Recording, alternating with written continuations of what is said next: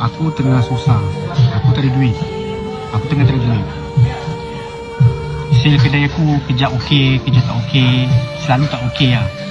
Dan sekarang malam pertama Ramadan. Besok puasa pertama lah. Aku langsung tak ada sale, babe. Korang tengok lah. Sekarang pukul 8.30 waktu peak hour untuk makan. Tapi aku termenung, tak ada orang order makan.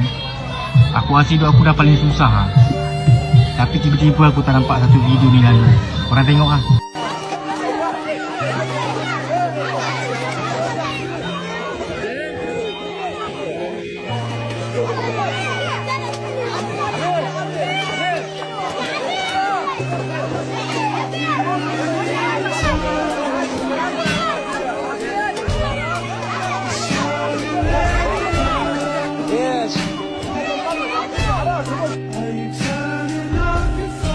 Jadi bukankah sepatutnya aku rasa bersyukur? Aku masih ada rumah untuk aku tidur, untuk aku berlindung dari hujan panas. Aku masih ada kereta, aku masih ada nasi untuk makan. Jadi apa yang buat kita sedar dari video tu adalah syukur. Alhamdulillah. Terima kasih Allah.